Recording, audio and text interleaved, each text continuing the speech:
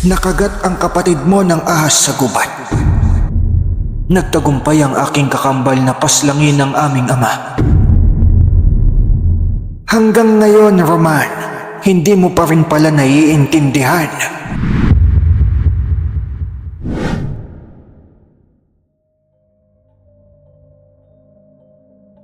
Taong 1988, baryo ng Santa Monica. Itong mga panahong ito, nasa 16 na taong gulang pa lamang si Valerio.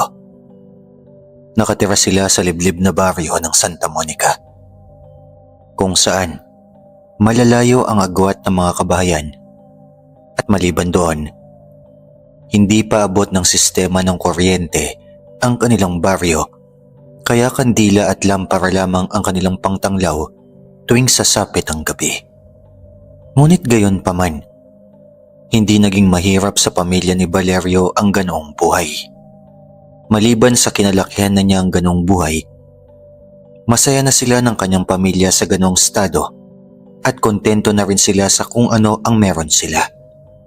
Kahit papaano, may minanang lupain ang kanyang ama sa lolo ni Valerio na naging taniman nila ng mga gulay sa itaas ng bundok.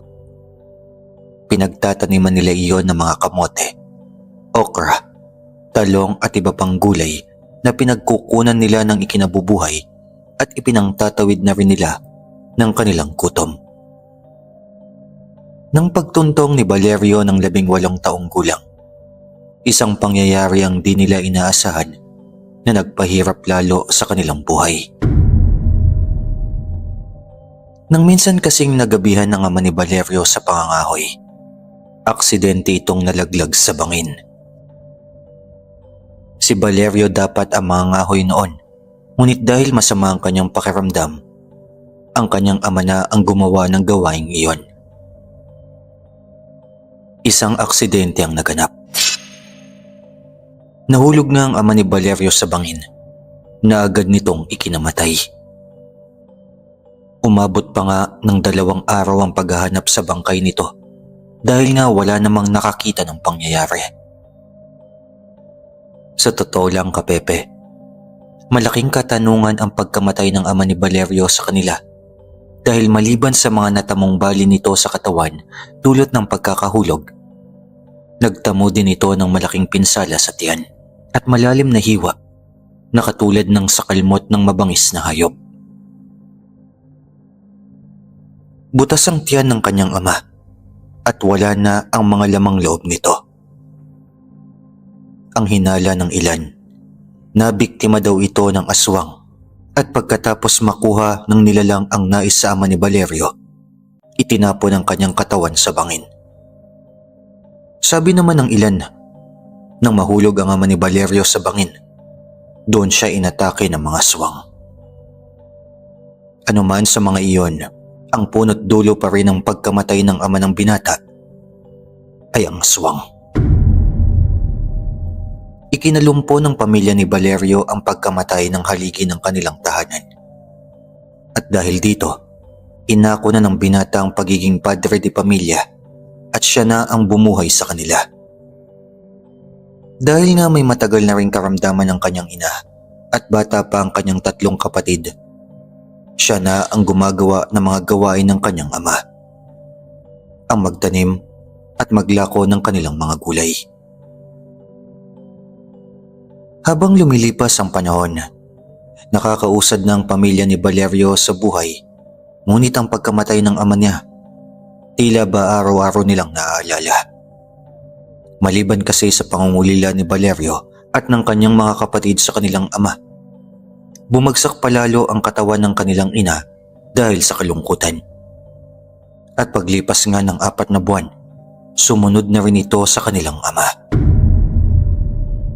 Naging masakit ang pangyayaring iyon sa buhay ng binata at sa kanyang 3 kapatid, ngunit di iyon naging dahilan upang sumuko ang binata. Bagkus muli niyang inako ang responsibilidad bilang haligi at ilaw ng kanilang tahanan. Nang lumipas ang 1 taon, muling nagpatuloy ang buhay ni Valerio at ng kanyang mga kapatid. Kahit paano, Nakakatulong naman ang kanyang mga kapatid sa kanya sa mga gawaing bahay. Gayon din sa pagtatanim at pag-aani ng kanilang tanim na gulay. Isang hapon, si Marshall, ang sumunod kay Valerio sa magkakapatid, kasalukuyang nag-aani ng okra sa kanilang taniman. Ito kasi talagang nakatoka doon at si Valerio naman, kababalik pa lamang sa kanilang bahay mula sa pangangahoy sa kagubatan. Habang aligagang nag-aani si Marshall ng kanilang okra, may bagay siyang hindi napansin sa kanyang paanan. Pagkaraan nga ng ilang sandali, naapakan niya iyon at nagdulot ito ng hapdi sa kanyang binti. Mabilis na tinignan ni Marshall ang kanyang binti at nang makita niya iyon, 2 butas ng sugat ang naroon. Malalim iyon na kung saan kita ang kanyang dugo na umaagos. Sa kanyang paanan, nakita din niya ang isang kulay abo na ahas. Doon niya nakumpirma na ang ahas ang may kagagawan kung bakit may sugat siya. Natuklaw siya noon. Nagulat ang bata sa kanyang nasaksihan at napabuwal ito dahil sa takot. Habang nasa ganong sitwasyon ang batang si Marshall, sumigaw siya at humingi ng tulong. Sa di kalayuan, isang matanda ang nakarinig ng paghingi ng saklolo ng kapatid ni Valerio. Sa edad ng matanda, hindi aakalain na mabilis pa rin iyon tumakbo at kumilos. Ilang sandali lang, nakita na nito ang batang si Marshall. Kita ng matanda ang sugat nito sa binti at nakita rin ang papalayong ahas na tumuklaw sa bata. Sa isang pagkisap ng mga mata, mabilis niyang binunot ang kanyang patalim at mabilis din iyong ibinato sa naturang ahas. Saktong-sakto iyon sa ulo noon at agad iyong namatay. Pagkatapos nga noon, mabilis na pinuntahan ng matanda si Marshall. Sinabi nito na wag na siyang mag-alala at lulunasan daw nito agad ang kanyang sugat. Nang matapos magwika ang matanda, muling binunot ng matanda ang isa pa niyang patalim mula sa kanyang tagiliran. At pagkatapos talian ang itaas na bahagi ng binti ng bata, sinugatan agad iyon ng matanda. Pagkatapos noon, sinipsip ng matandang iyon ang dugo mula roon sa baydura sa lupa. Paulit-ulit niya iyong ginawa. At habang ginagawa naman ng matanda iyon, hindi naman maipinta ang mukha ng batang si Marshall. Makaraan nga ng ilang sandali, natanggal ng matanda ang lason at nailigtas si Marshall.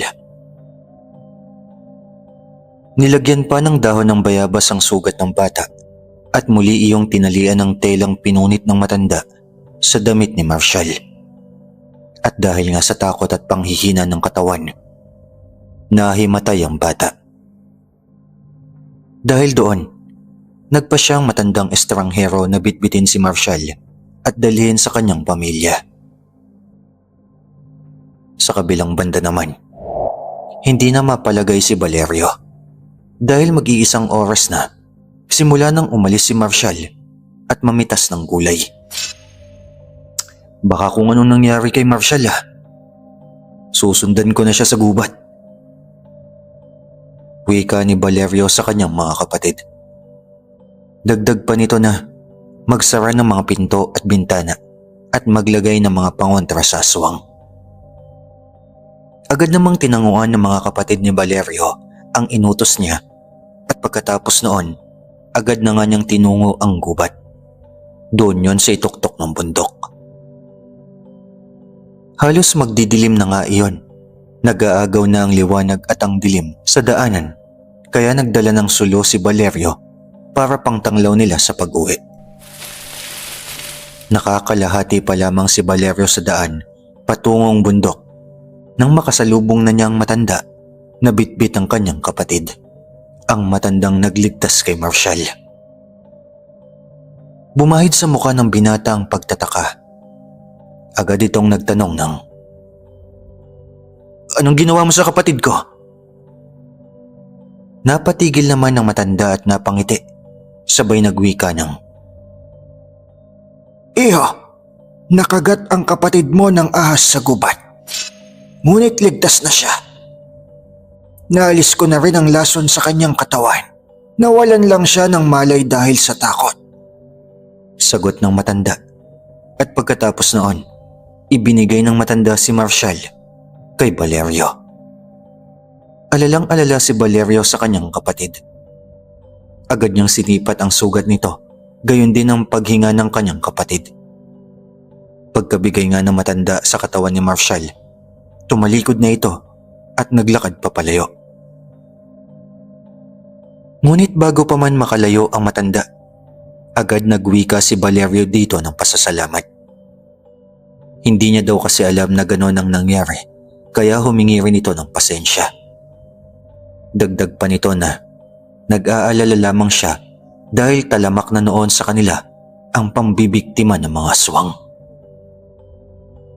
Pagkarinig nga ng matanda ng winika ni Valerio, napatigil ito at muling tumingin sa kanya. Pagkatapos noon, nagwika ito ng, Mag-iingat kayo. Malapit na ang kanilang piging. Mainit sa mga aswang ang katulad nyo. Lalo na ang mga bata mong kapatid. Bago pa man umalis si Valerio sa kanilang tahanan, nagdala siya ng langis na may dasal at orasyon ng albularyo mula sa bayan. Ayon sa albularyo, kukulo ang langis kapag may aswang na malapit sa paligid. Suot-suot iyon ni Valerio at napansin niya na hindi kumukulo ang langis. Kaya ibig sabihin lamang, hindi aswang ang matandang nagligtas kay Marshall at nagsasabi iyon ng totoo. Napanatag ang binata at sinabi nito sa matanda na dumaan muna sa kanilang bahay nang sa gayon makakain at makapagpahinga na muna.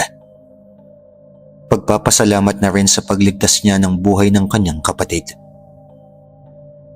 Tatanggi pa sana ang matanda, ngunit narinig ni Valerio ang tiyan nito na tumunog na sa tingin niya, gutom na rin ang matanda. Tatang, nagugutom na talaga kayo, no? Huwag na po kayong mahiya. Halina po kayo't makakain na din tayo. Dagdag pa ni Valerio. Hindi na nga nakatanggi ang matanda at napilitan na rin itong paunlakan ang paanyaya ng binata. Paalis na nga sila noon nang biglang kinuha ng matanda si Marshall at binitbit nito sa kanyang balikat. Namangha naman si Valerio dahil kahit may edad na ang nasabing matanda, hindi may tatanggi ang angking lakas nito. Nang makarating nga ang tatlo sa tahanan nila Valerio, agad naman silang sinalubong pa ng mga nakababatang kapatid niya. Inihiga na muna ng matanda si Marshall sa higaan at binantayan iyon. Sabi pa ng matanda na mamaya-maya na lamang daw gisingin si Marshall at hayaan na muna itong makapagpahinga. Nang gabing iyon, nagpakilala si Valerio sa matanda at ipinakilala din niya ang mga nakababata niyang kapatid sa naturang matanda. Ito naman po si Ella, 7 taong gulang, ang ikatlo sa amin. At si Jasmine, ang aming bunso na 5 taong gulang.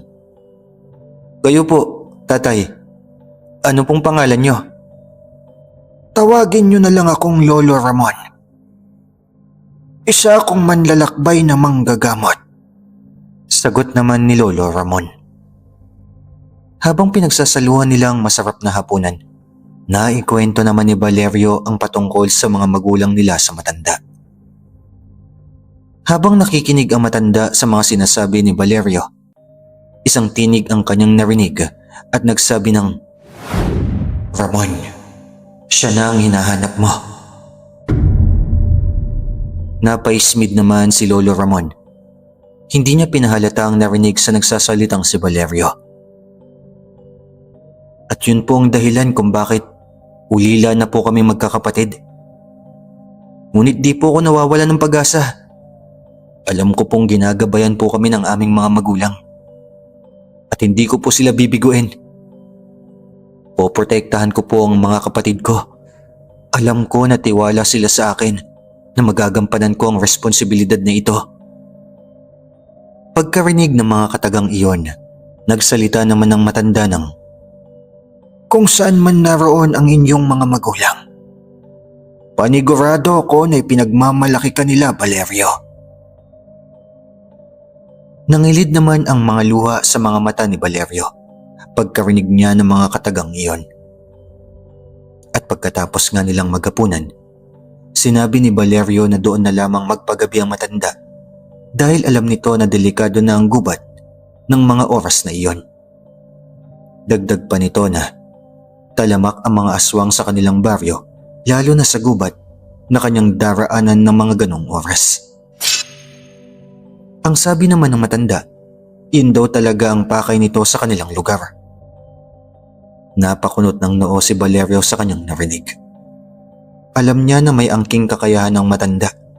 Ngunit kung marami ang aswang na makakasagupa nito, baka di na kayanin ng matanda dahil matanda na rin ang kanyang katawan. Huwag kang mag-alala, iho. Kaya ko ang aking sarili. Uwi ka ng matanda kay Valerio. Hindi na pinilit ng binata ang matanda na manatili sa kanilang tahanan. Inihatid na lamang nito ang matanda sa labas. Nang makalis na roon si Tandang Ramon, agad naman itong nakaramdam ng kakaibang presensya. Nakaamoy din ito ng kakaibang lansa, dala ng hanging dumampi sa kanyang balat. Napagtanto nito na posibleng minamatyagan ng mga aswang ang tahanan ng magkakapatid. Pagkaraan nga ng ilang sandali, agad na bumalik ang matanda sa bahay nila Valerio. At habang naghahanda ng matulog ang magkakapatid, ikinagulat nila ang pagtawag ng matanda sa pangalan ni Valerio sa labas ng kanilang bahay. Lolo Ramon, bakit po kayo biglang bumalik? Akala ko po ba kinakailangan nyo ng lumisan? Wika agad ni Valerio. Pagkarinig nga ng mga katagang iyon, agad namang nagwika ang matanda ng, Biglang nanakit ang mga tuhod ko. Pwede bang manatili mo na dito, iho? Kahit ngayong gabi lang. Bumakas naman ang ngiti sa mukha ni Valerio at walang pagdadalawang isip niyang inaya sa loob ang matanda.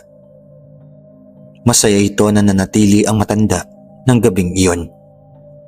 Dahil nga din sa pangungulila sa kanyang mga magulang. Iba pa rin kasi yung may matanda silang kasama sa bahay na kaya niyang masandalan kahit nung gabi lamang na iyon. Ngunit lingid sa kaalaman ng binata ang tunay na dahilan kung bakit nagbalik si Lolo Ramon sa kanilang bahay. Yun kasi ay dahil pinapalibutan na ng mga aswang ang kanilang tahanan. Ramdam din ni Lolo Ramon ang pamilyar at malakas na presensya sa paligid. Alam niya sa kanyang sarili na iyon na nga ang pakay niya sa baryong iyon, kaya siya napadpad doon. Bago pumasok sa bahay, napasulyap pa si Tandang Ramon sa paligid, sabay wika ng, Hindi ko hahayaan ang gusto niyong mangyari sa mga magkakapatid na ito. Nang makapasok na nga sila sa bahay nila Valerio, agad nang inayos ng binatang mahihigaan ni Lolo Ramon. Nang umalis naman si Valerio, inilabas naman ni Tandang Ramon ang kanyang mga gamit, mga halamang gamot, mga pangontra sa mga aswang. Partikular na dito ang makabuhay, makahiya at ang puting buntot pagi nito. Sinigurado din ng matanda ang pagkakasara ng mga bintana at mga pinto ng bahay. Pagkatapos noon, napansin ni Valerio ang ginagawa ng matanda. Agad itong nagwika ng, Lolo Ramon, bakit po? Ano pong problema? Nakatulog na ba ang mga kapatid mo? Agad namang sagot ng matanda. Tumango naman si Valerio at sinabi na kakatulog lang ng dalawa niyang nakababatang kapatid at si Marshall maayos na ding nagpapahinga. Bakas sa mukha ni Valerio ang pagkakuryoso sa ikinikilos ni Lolo Ramon, kaya muli siyang nagtanong rito kung ano ang problema. Pagkarinig ni Lolo Ramon ng mga wika ni Valerio, walang pagdadalawang isip na inilahad ni Lolo Ramon ang kwento ng buhay sa binata. Sinabi nito na isa siyang antingero na may lahing gabunan. Isang uri ng aswang na pinakamalakas sa lahat. Ngunit sinabi niya na di siya katulad ng mga aswang na kumakain ng laman ng tao. Ngunit ang kakayahan at lakas ng mga gabunan taglay ng kanyang katawan. Ang kanyang ama ay isang antingero at ang kanyang ina kalahating tao at kalahating gabunan. Naging malinaw na ang mga detalyeng isinalaysay ng matanda kay Valerio at hindi naman iyon ikinatakot ng binata. Kahit noong una pa man kasi, alam ni Valerio na may kabaitan sa matanda dahil magaan talaga ang loob niya dito. Ngunit binigyan din ni Lolo Ramon ang tunay na problema, ang kanyang kakambal. Na kung saan, ito ang may taglay ng pagkaaswang na namanan niya sa kanilang ina. Roman ang ngalan noon at ito daw ang dahilan kung bakit siya napadpad sa kanilang baryo. Simula nung bata pa lamang kami, pinaghiwalay na kami ng aming ama. Ang aking kapatid na iyon, marahas at makasarili. Mataas ang pangarap niya na magtaglay ng kapangyarihan. Noong ipinanganak kami ng aming ina, nauna akong lumabas at si Roman ang sumunod. Akala ng aking ina, dugo ng tao ang nananalaytay kay Roman. Ngunit habang kilik-kilik ako ng aking ama at ng kumadrona na nagpanganak sa amin, sumalisi si Roman at pinatay niya ang aming ina. Dahil sa hina ng katawan niya sa pagluwal sa amin, wala siyang kalaban-laban at kinain ng sanggol na si Roman ang laman loob at ang puso ng aming ina. Hindi napatawad ng aming ama ang kanyang ginawa at nung papaslangin sana nito si Roman, katakatakang naglaho si Roman sa tabi ng aming ina. Hindi na namin alam ang nangyari sa kanya pagkatapos ng pangyayaring iyon. Dagdag pa ni Lolo Ramon na alam ng kanyang ama kung saan nagtungo si Roman. Nagtungo daw iyon sa puder ng mga gabunan. Ang kanilang ina kasi gusto nang kalimutan ng pagiging aswang, kaya humingi siya ng tulong sa ama ni Lolo Ramon upang mapagaling nito. Sa di inaasahan, nagkaibigan sila at nagbunga ang kanilang pagmamahalan. Pagkalipas ng 2 dekada, bumalik si Roman sa amin. At nais niya kaming paslangin. Napakalakas niya at hindi namin siya kinaya. Kahit magtulong pa kami ng aking ama, wala kaming laban sa kanya. Pinatakas ako ng aking ama sa labang iyon upang iligtas ang aking sarili.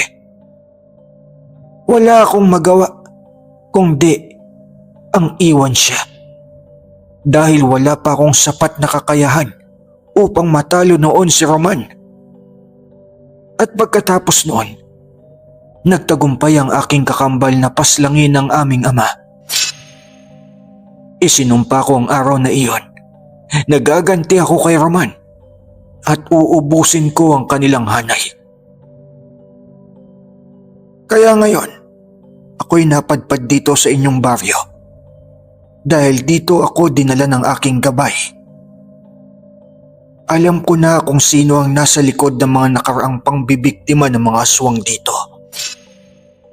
Walang iba kung hindi ang aking kakambal. Mahabang wika ni Lolo Ramon. Doon na numbalik ang takot at galit sa mga mata at puso ni Valerio. Takot dahil sa nalamang katotohanan at galit dahil sa pagkamatay din ng kanyang mga magulang dahil sa aswang. Pagkaraan ng ilang sandali, nakaamoy si Lolo Ramon ng sobrang lansa. Napakunot ang kanyang noo at napasilip sa bintana ng bahay nila Valerio. Naamoy din agad iyon ng binata at napalukot din ang kanyang muka. Ang lansa naman nun! Saan kaya galing yung amoy na yun? Wika pa ni Valerio. Nang marinig ng matandang si Ramon ang winika ng bata, agad itong napailing at nagsabi ng, Nandyan na ang aking kakambal. Kasama ang kanyang mga kampon. Nang mawari ni Valerio kung sino ang tinutukoy ng matanda sa kanyang mga sinabi, napatras ito. Bumakas sa mukha nito ang takot at agad namang sinilip ang labas. Hindi maliwanag, ngunit natanaw niya ang mga nagbabagang mga mata na nagkukubli sa labas ng kanilang kubo. Magsasalita pa sana ang binata, ngunit nakita niya na lumabas na pala ang matandang si Ramon upang harapin ang mga nilalang. Ang matanda, kumpiyansa at walang takot na nagwika ng, Alam kong nandyan ka lang, Roman. Sinama mo pa talaga ang mga alagad mo. Ngayon, wawakasan ko na ang kasamaan mo at ipaghihiganti ang ating mga magulang. Nang mga sandaling iyon, isang nilalang ang lumabas mula sa kasukalan. May mahaba itong buhok na kulay abo. Nagbabaga ang kanyang mga mata at may dalawang malaking pangil na prominente. Nababalot din ng makapal na balahibo ang katawan nito. Kinikilatis ng nilalang ang matanda na nasa kanyang harapan at pagkaraan ng ilang sandali, nagwika ito ng, Ikaw pala yan, Ramon. Ikinagagalak ko ang muli nating pagkikita, aking kambal. Pagkasabi ng nilalang ng mga salitang iyon, agad namang sumugod sa matanda ang mga alagad nito at walang pagdadalawang isip na umatake kay Lolo Ramon. Humigit sa 10 ang bilang ng mga nilalang na iyon at lahat sila kawangis ng kanilang pinunong si Roman. Tila ba mga mababagsik na hayop na gutom na umatake ang mga iyon kay Lolo Ramon. Ngunit di nagpaintimida ang matanda. Mabilis itong hinugot ang 2 patalim na nasa kanyang kaluban at sa pagkisap ng mga mata, agad na bumulagta ang 2 nilalang na umatake sa kanya. Laslas ang kanilang mga leeg at naghihingalong bumagsak sa lupa. Hindi naman makapaniwala si Valerio sa kanyang nasaksiyang gilas ng matanda. Habang naglalaban kasi ang mga iyon sa labas ng kanilang bahay, nakasilip lamang siya sa bintana at nanonood ng mga nagaganap. Anong nangyari? Bakit biglang bumulagta na lang yung mga aswang?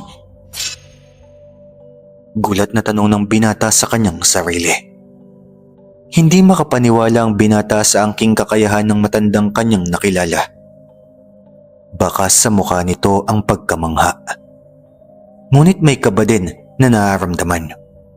Dahil sa dami ng aswang na iyon, hindi malabong makaisa ang mga iyon sa matanda. Ngunit napanganga na lang siya nang makita ang matanda na umaatake sa mga aswang. Dahil sa bilis ng pagkilos ng matanda, halos di na niya iyon nakikita. Gamit ang 2 patalim na hawak ng matanda, muling bumalagta ang 2 aswang na kampon ni Roman. Napaangil na lang ang mga iyon habang hawak-hawak ang kanilang mga leeg. Napakunot at napaangil naman si Roman, sabay sabi ng, "Huwag niyong hahayaang mabuhay ang matandang yan." Pagkasabi ng mga katagang iyon, muling umatake ang natitirang mga alagad nito.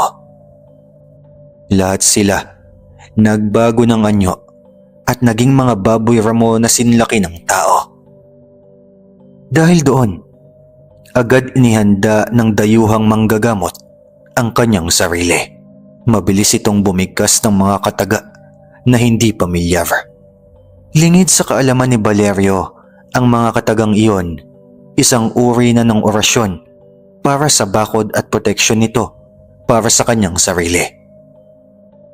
Pagkaraan nga ng ilang sandali, pagkadampi ng mga matatalim na kuko ng mga nilalang sa katawan ni Lolo Ramon, katakataka na wala iyong natamong sugat. Napatras siya dahil sa bigat ng pag-atake ng mga nilalang, ngunit wala siyang pinsala. Napaangil agad ang mga aswang at muling umatake. Dahil doon, napangisi naman si Tandang Ramon at muling inihanda ang sarili. Doon, muli niyang sinabayan ang mga nilalang sa pagsugod ng mga iyon sa kanya. At habang dilat na dilat si Valerio sa panonood at pagkamangha sa pinapakita ng matandang si Ramon, di niya maiwasang mapanganga. At sa mismong pagkisap ng kanyang mga mata, siya namang nagkakalaglagan ang mga ulo ng nilalang. Napansin naman ng aswang na si Roman ang angking kakayahan ng kanyang kakambal. Napangisi iyon at muling nagwika ng, "Naging mahusay ka na sa paggamit ng lihim na karunungan, kapatid ko. Tangan mo na rin pala ang mutya ng kidlat araw ni Ama. Mukhang magiging maganda ang labang ito." Napangisi naman si Lolo Ramon at nagsabi ng, Hanggang ngayon, Roman, hindi mo pa rin pala naiintindihan. Napailing ang matanda at muling inatake ang mga natitirang alagad ni Roman. Mabilis na nawala sa harapan nila ang matanda at pagkatapos, sabay sumaksak sa mukha ng isang aswang ang patalim ng matanda. Agad iyong napaangil at biglang bumulagta sa lupa. At ang huling aswang na kasama ni Roman, hindi rin namalayan ang pag-atake ng matanda at nalaglag na lang ang kanyang ulo sa lupa. Hindi mo pa rin maintindihan, ano, Roman? Hayaan mo't mamaya-maya, maiintindihan mo rin. Nang matapos magwika ni Lolo Ramon ng mga katagang iyon, sinamaan siya ng tingin ni Roman. At walang sabi-sabing sumugod iyon ng pagkabilis-bilis. Sinabayan naman iyon ng matanda gamit ng kanyang kamao. Nagbangga ng kanilang mga kamao at naramdaman ni Valerio ang lakas ng kanilang pag-atake sa isa't isa. Naglikha iyon ng malakas na hangin na nagpabukas ng mga bintana ng kanilang kubo. Kita sa mukha ng aswang na si Roman ang lakas ng kapangyarihan ni Lolo Ramon. Ngunit hindi siya magpapatalo dito. Porsigido din ang gabunan na pantayan ng kakayahan ng naturang kapatid. Pinaulanan niya ng mabibilis na pag-atake ang matanda. Ngunit kahit na ganoon, mabilis pa rin naiilagan ni Lolo Ramon ang mga pag-ataking iyon. Sa bawat pag-atake na binibitawan ng aswang, sinasagot din niya ito ng pag-atake. Sa huling pag-indayog ni Lolo Ramon, nabigyan niya ng malakas na suntok ang nilalang sa kanyang tadyang. Napaluhod iyon at napaangil. Akmang gaganti pa sana si Roman, ngunit mabilis nang naitarak ng matanda ang patalim sa dibdib nito. Napasuntok pa nga sa hangin si Valerio nang makita niya ang ginawa ng matanda sa kakambal nitong gabunan. Manghang-mangha pa rin ito at walang mapaglagyan ang kanyang kasiyahan sa nakita. Yan ang bagay sa'yo. Mamatay ka ng aswang ka. Wika pa ni Valerio sa kanyang sarili. Sa kabilang banda, ang aswang na si Roman, kahit na naghihingalo, nakuha pa din ng umisi. Napakunot naman ng noo ang matandang si Lolo Ramon nang makita niya ang reaksyon ng kanyang kakambal.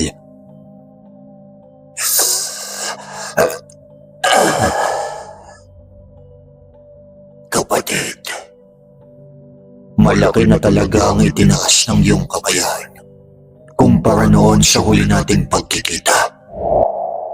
Hindi ko akalaing matatalo mo ako.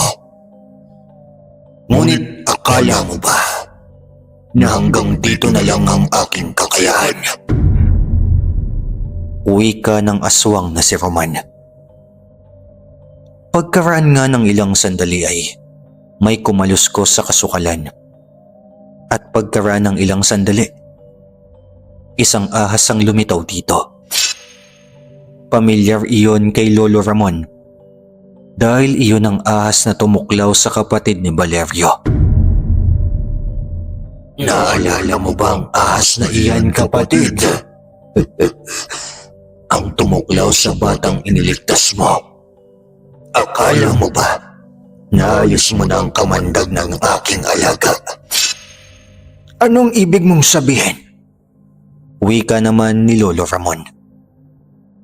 Doon ay siniwalat ni Roman ang kanyang mga binabalak. Ang ahas pala na tumuklaw kay Marshall ay kanyang alaga, na kung saan ang laso nito magiging aktibo lamang kapag siya'y namatay na. Dagdag pa nito na ang kaluluwa niya ay sasanib sa bata kapag kumalat na ang lason sa katawan nito. Tila ba isisilang siyang muli, ngunit sa katawan na ng kapatid ni Valerio. Napalunok naman si Valerio sa kanyang narinig. Nang mga oras na iyon, agad na niyang pinuntahan ang kanyang kapatid na si Marshall na ng mga oras na iyon, tila ba binabangungot. Walang lunas, Ramon. At hindi mo na ito mapipigilan. Nang makapagwika ang aswang, walang pagdadalawang isip ng pinugutan ni Lolo Ramon ang kanyang kakambal. Hindi ko inaakala na naging bihasa ka na rin sa paggamit ng itim na karunungan. Hindi ko man naramdaman na alaga mo pala ang ahas na yon.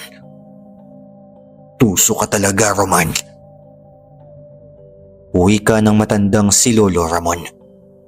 Agad na pinuntahan ng matanda si Marshall na ng mga oras na iyon para bang sinisilaban na ang init dahil sa lagnat. Alalang-alala si Valerio. Hindi nito alam ang kanyang gagawin. Lolo Ramon, ano pong ating gagawin? Sa tingin ko, umiepekto na ang laso ng aswang sa kanya. Tulungan niyo po ang aking kapatid. May paraan pa iyo. Nang mga sandaling iyon, agad nang kinuha ng matanda ang mga gagamitin niya para sa orasyon na kanyang gagawin. Mga halamang gamot at isang libreta ang kanyang inilabas sa kanyang daladalang sisidlan. Ayon sa matanda, ang tanging paraan lang upang matanggal ang lason ay ang paghalo ng dugo niya sa dugo ni Marshall. Dagdag pa nito na ang kanyang dugo ang siyang mag-aalis sa lason sa katawan ni Marshall at ito rin ang magpapanatili na di na iyon makakapasok pa muli sa sistema nito. Ngunit dahil ang lason ay buhay na orasyon na nilikha ng kapatid ni Lolo Ramon, kinakailangang ikulong ng matanda ang lasong iyon sa katawan niya mismo. Sinabi nito kay Valerio na kapag naramdaman na niya na nagbabago na ng anyo ang matanda dahil sa lason na kanyang kinukuha sa kapatid nito, itatarak nito ang patalim sa kanyang dibdib nang sa gayon, tuluyan ng mamatay si Roman. Ngunit Lolo Ramon, paano po kayo? Makakaligtas po ba kayo? Tanong naman ni Valerio. Ngumiti at umiling ang matanda dahil ang pagpatay ng pinaglipatan ng lason ay kasama sa proseso ng paglilinis ng dugo ng kanyang kapatid. Kung hindi siya mamamatay, mananatili lang na buhay ang orasyong lason ng kanyang kapatid na aswang at babalik lamang iyon sa katawan ni Marshall kung saan ito unang umusbong. Nang mga oras na iyon, isang responsibilidad muli ang pumatong sa balikat ni Valerio. Hindi niya alam ang kanyang gagawin. Hindi niya kayang patayin ang matanda. Ngunit mas hindi niya kayang mawala ang kanyang kapatid at gamitin ang katawan nito ng aswang. Wala ng oras, iyo. Kinakailangan mong gawin ito. Alang-alang sa pamilya mo. Huwag kang mag-alala. Ang misyon ko sa mundong ito, tapos na.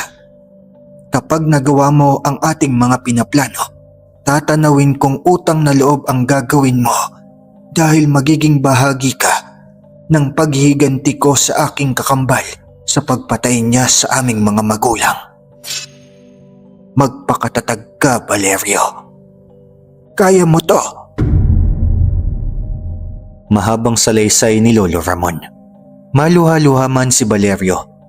Wala na siyang pagpipilian pa kung hindi gawin ang sinasabi ng matanda. Masakit man sa kanyang kalooban, ngunit kinakailangan niyang gawin para na din sa kanyang kapatid na si Marshall. Habang ginagawa na nga ng matanda ang orasyon, nasa tabi lang ni Marshall si Valerio. Hawak-hawak ang kamay nito.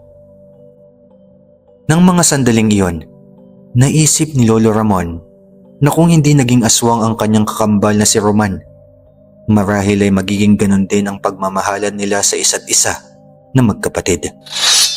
Bago matapos ang orasyon, iniabot ni Lolo Ramon ang isang bagay kay Valerio. Ang kanyang mutya. Ang pangil ng kidlat araw na kanyang tangan. Itago mo ang bagay na ito, iyo.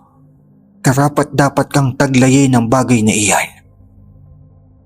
Gamitin mo ito para protektahan ang iyong pamilya. Dagdag pa ni Lolo Ramon.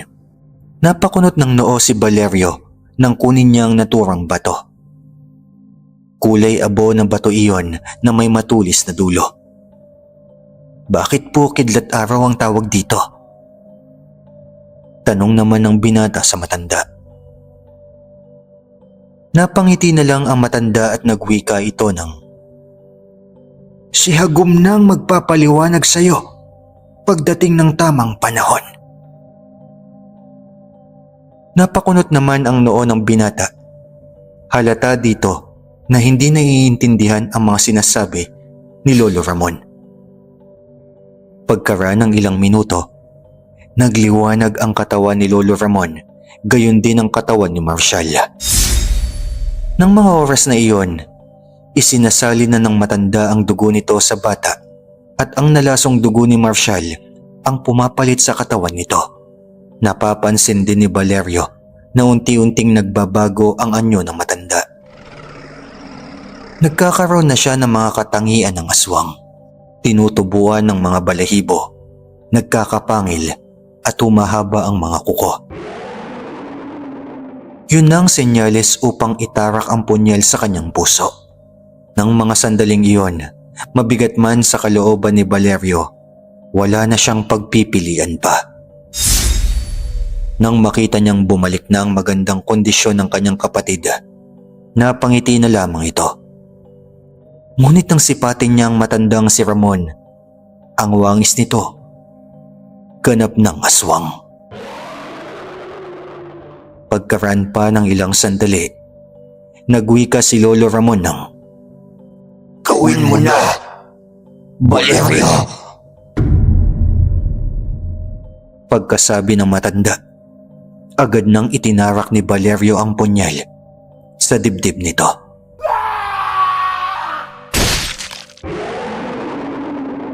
Nang mahirapan siyang ibaon ang naturang punyal, isang nilalang ang lumabas sa kanyang tabi at tinulungan siya nitong ibaon ang punyal sa dibdib ng matanda.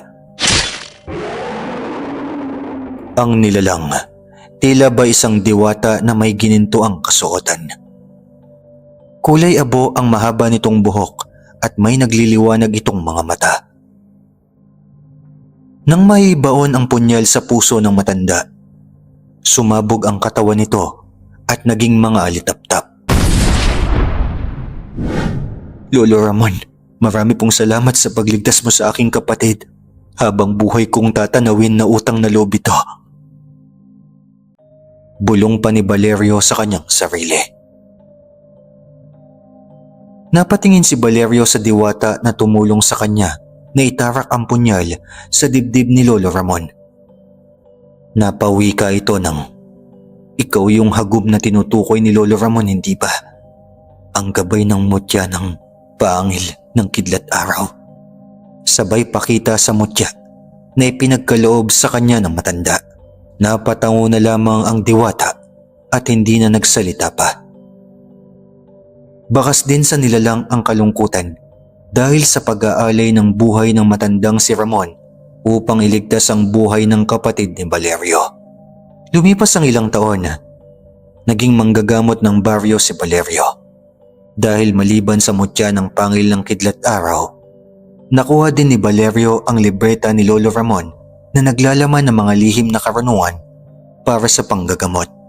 Napagdesisyonan ng binata na maging albularyo at manggagamot upang mapanatili niya ang kaligtasan ng mga kabaryo at ng kanyang pamilya.